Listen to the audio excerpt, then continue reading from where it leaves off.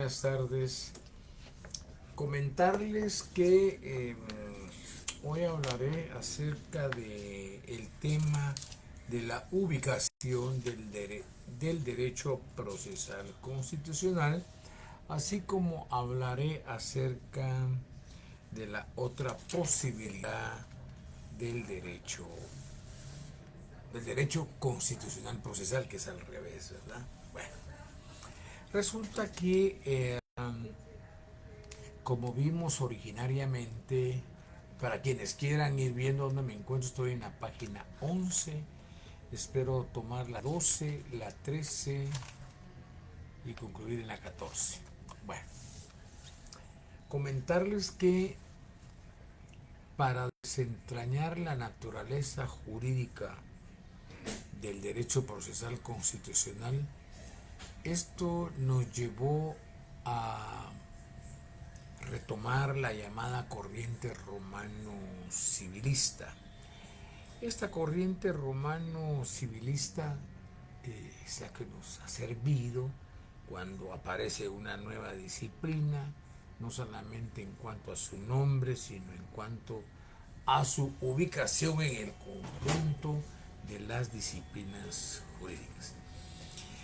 Esta corriente del mundo romano civilista de alguna u otra manera nos permite sistematizar las diversas áreas, toda vez que pues, las disciplinas son de diferentes objetos y efectivamente pues esta nos plantea esa dicotomía en que, partiendo de los intereses que estén en juego, puede tratarse entonces de disciplinas que se ubican en el ámbito del derecho público o bien en el ámbito del derecho privado, ¿verdad? Siguiendo esta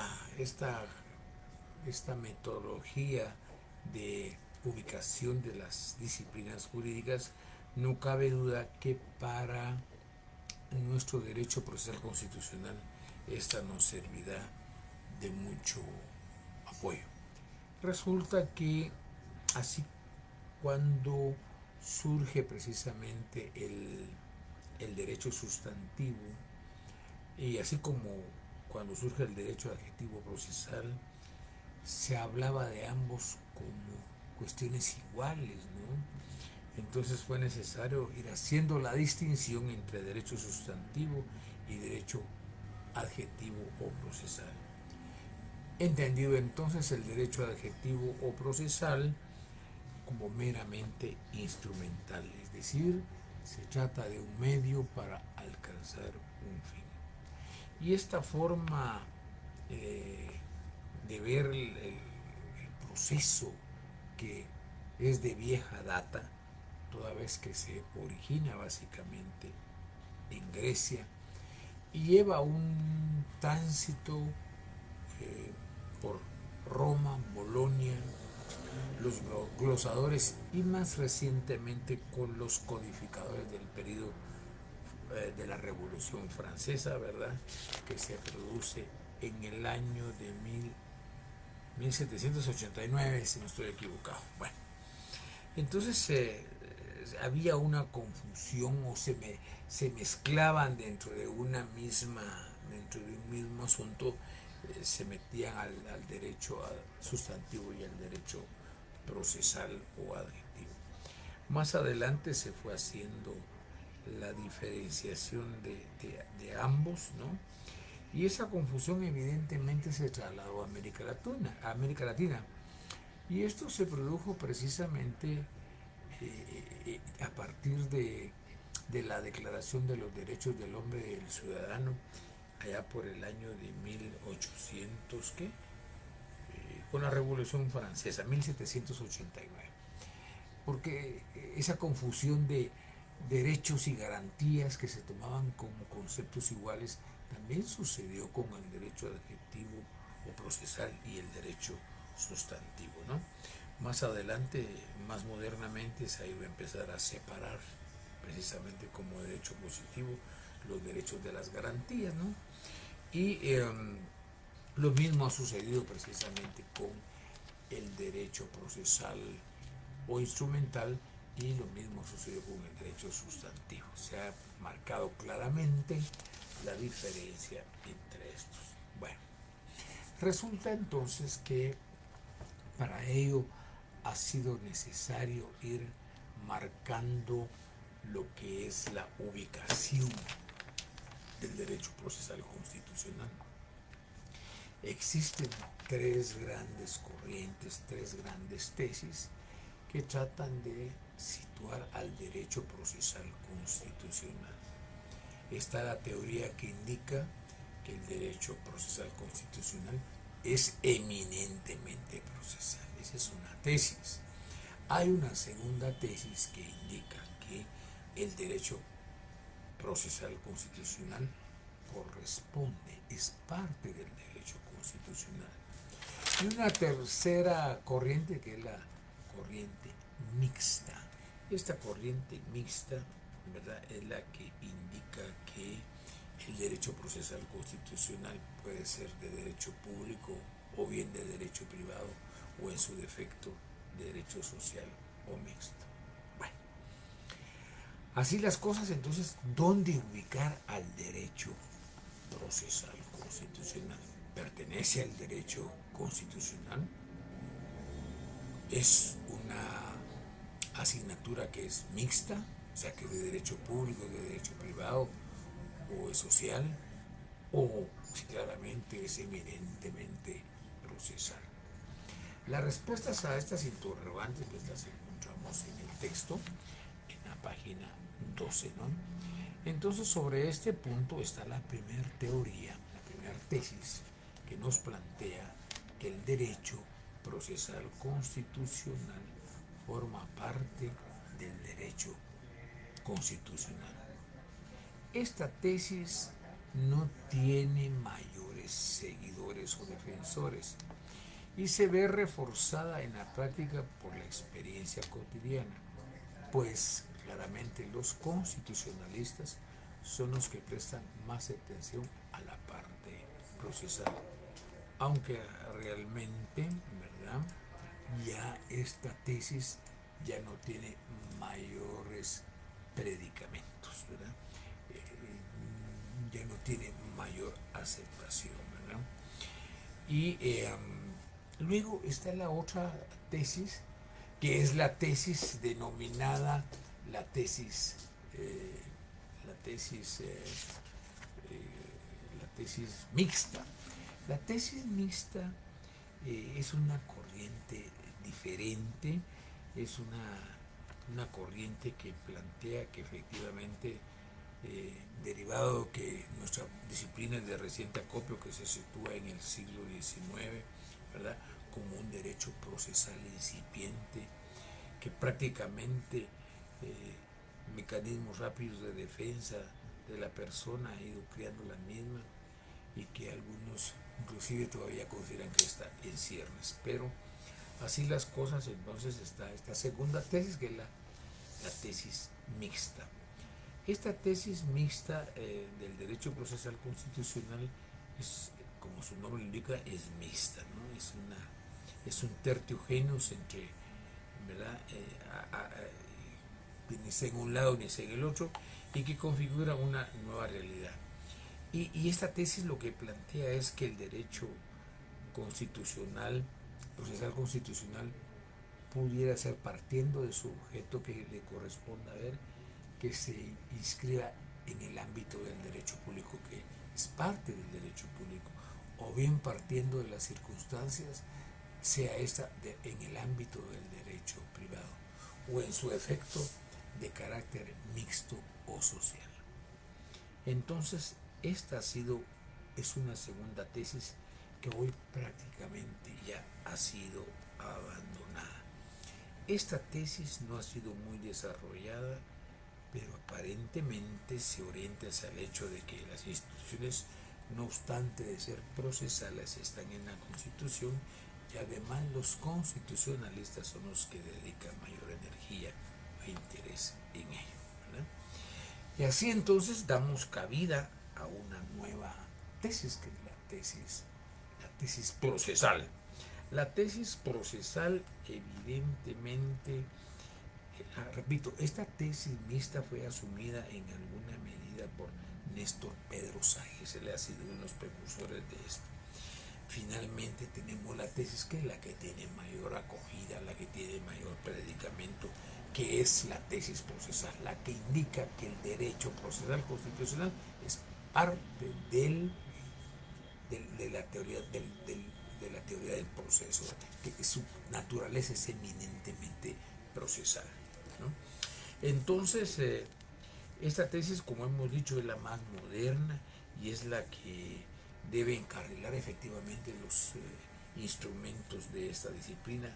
Es la que ha tenido mayor predicamento y a ella precisamente pertenece el porvenir de nuestra disciplina.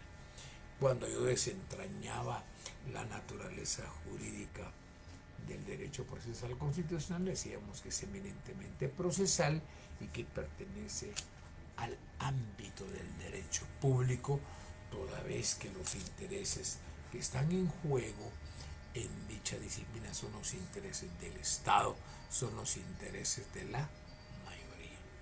Bueno,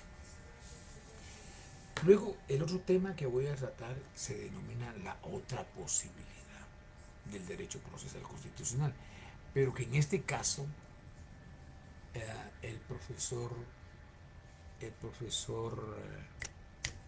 profesor Héctor Fixamudio, él le denomina la otra posibilidad y dice el derecho constitucional procesal. Resulta que el profesor Zamudio empieza señalando que aparte es el derecho procesal constitucional y aparte es el derecho constitucional procesal y que no se trata meramente de un juego de palabras. Y él define precisamente el derecho procesal constitucional como aquella disciplina procesal que estudia los mecanismos operativos instrumentales para hacer efectivas determinadas instituciones constitucionales, ¿no? Empero así las cosas, existe también un derecho constitucional procesal, que no es un simple juego de palabras, sino es una realidad tangible. Y es ni más ni menos que el análisis de aquellas instituciones procesales contenidas en la Constitución. En la actualidad, la mayoría de las constituciones que derivan precisamente del siglo XVIII, cuando aparecen las primeras constituciones, han ampliado su radio de acción, pues se ha producido un fenómeno mediante el cual, para dar mayor solidez a ciertas instituciones, las han incorporado a la Constitución. Es lo que podemos llamar la constitucionalización del orden jurídico, que no es ni más ni menos que una operación intelectual mediante la cual, para dar mayor solidez y fijeza a cada ordenamiento específico, se procede a depurar las normas básicas o principios de cada área del derecho y se las eleva a rango constitucional. Así resulta entonces, pues, que muchas constituciones modernas contienen lo que clásicamente se conoce como derecho constitucional, pero también otros temas, y han acogido de ciertos principios que, siendo constitucionales estricto sensu, han buscado su constitucionalización, o sea, incorporarlas en la propia Constitución para darles mayor firmeza, darles mayor certeza. Resulta que esto ha derivado producto de que en la cotidianeidad forense no se han respetado ciertas instituciones que pertenecen a la legislación ordinaria y que ha sido necesario elevarlos a rango constitucional. De esta suerte, entonces, al lado de la parte dogmática y orgánica que siempre existieron en nuestras constituciones, se han incorporado principios de diferentes materias, por ejemplo, de derecho financiero, relativas como por ejemplo a aspectos tributarios. Y en nuestra Constitución está establecido que únicamente es el Congreso de la República el que puede establecer y aprobar tributos o decretar impuestos ordinarios o extraordinarios.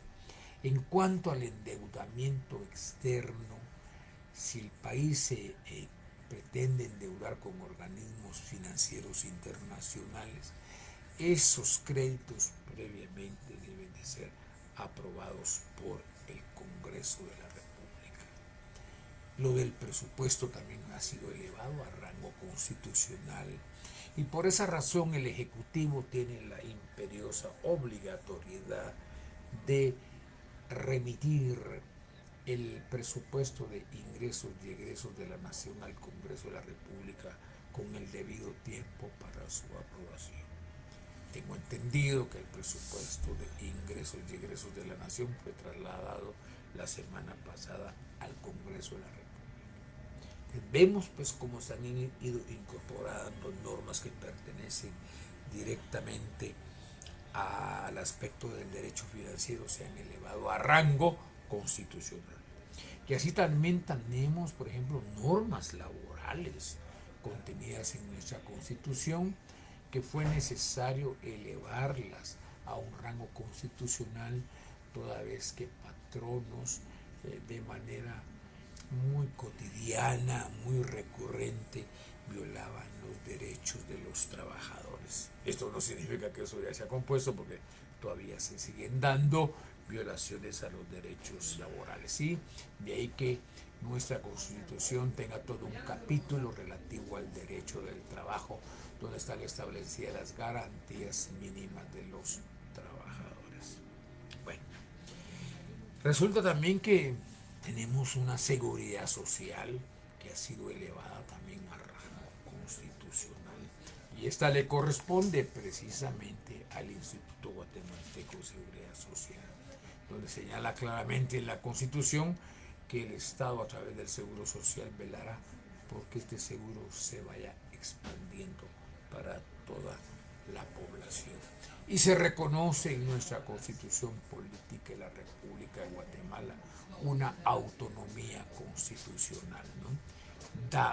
Data de la propia Constitución esa autonomía que se le da al Seguro Social.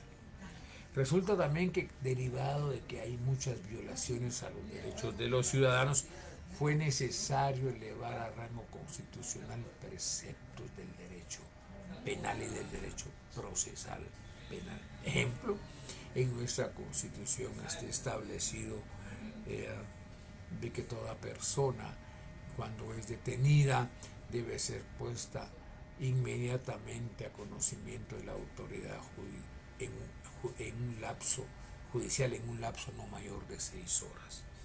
Y si esto se produce, pues hay una violación claramente a la Constitución. Y en la Constitución también establece el precepto de que todo juez está obligado a escuchar la primera declaración del sindicado en un plazo no mayor de 24 horas. Asimismo, también encontramos normas que se han elevado a rango constitucional de carácter civil. Se han elevado normas de carácter del derecho internacional que han sido incorporadas a nuestra Constitución y en las constituciones. Por ejemplo, nuestra Constitución reconoce la preeminencia del derecho internacional, pero sobre todo en materia de derechos humanos. Hay normas también de orden mercantil, etcétera, ¿no? Y dentro de precisamente de ese elenco de determinadas instituciones básicas del derecho procesal que se han elevado a rango constitucional, tales como, es bien importante, el principio de juez natural. Este principio de juez natural que nos indica que toda persona para ser juzgada debe ser a través de un juez natural. El juez natural es aquel que ha sido designado o electo como ordena la ley, ¿no?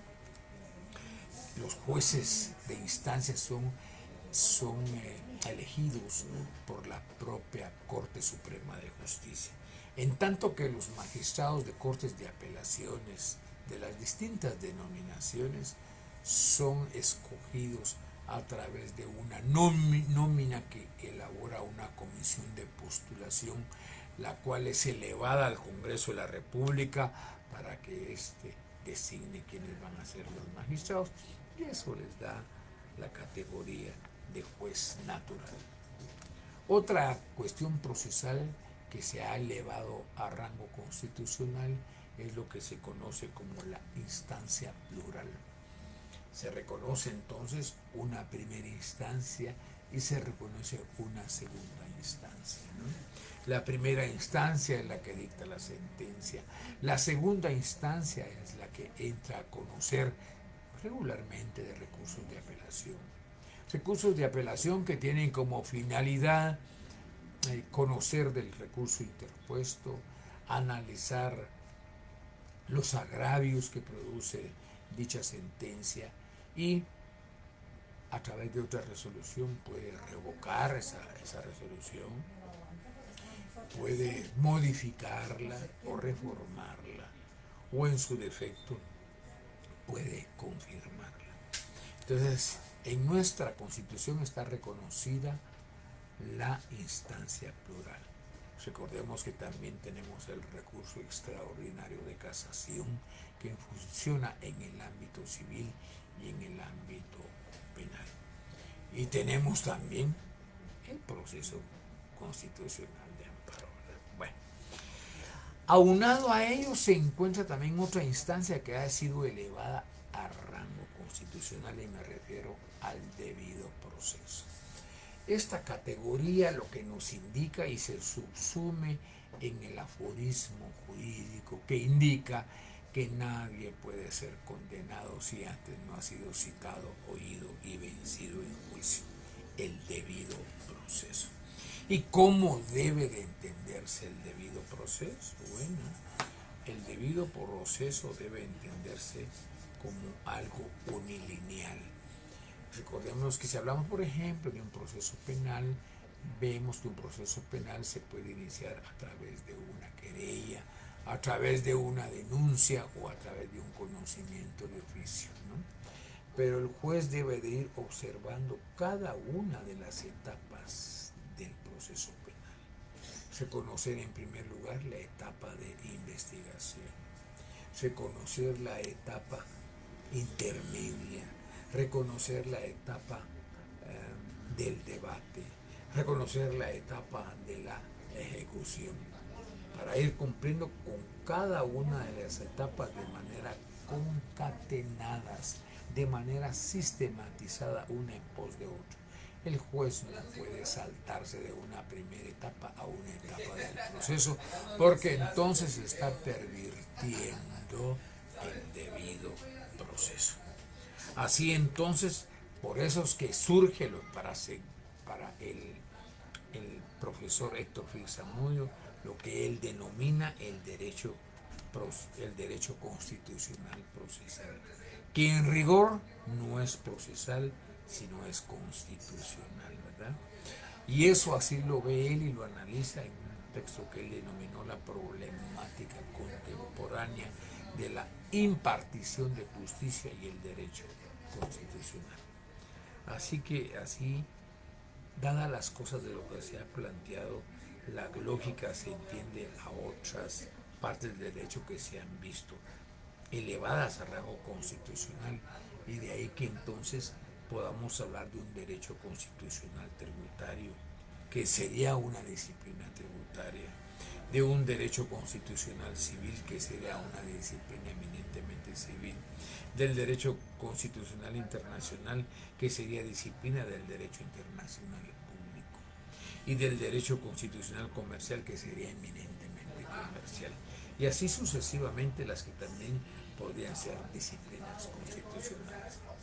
¿Qué es lo que se logra con este fenómeno que él denomina la constitucionalización del orden jurídico? Pues dice él que lo que se estaría logrando es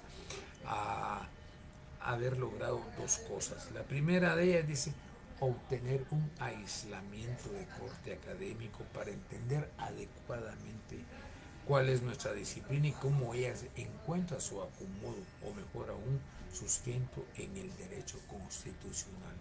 Y en segundo lugar, dice, enriquecer a las disciplinas jurídicas, y prácticamente se doblan, puesto que por cada una de ellas se puede ir creando y desarrollando su contraparte constitucional, ya que a la larga, directa o indirectamente, toda rama del derecho tiene su punto de apoyo en la Constitución. Entonces, estos son los aspectos fundamentales entonces de la otra posibilidad del derecho constitucional procesal, que no es ni más ni menos que elevar a rango constitucional ciertas normas del derecho ordinario, y que este fenómeno se conoce como el fenómeno de la constitucionalización del ordenamiento jurídico. Bueno, en la otra sección hasta ahí me quedé, entonces voy a ir terminando por ahí, sin tanto recordarles que de hoy en 8 días hacemos la comprobación de lectura del tema que se intitula Incidencias procesales en materia de amparo, el cual tiene una ponderación de 5 puntos. Les deseo a todos feliz tarde y muchas gracias por su atención.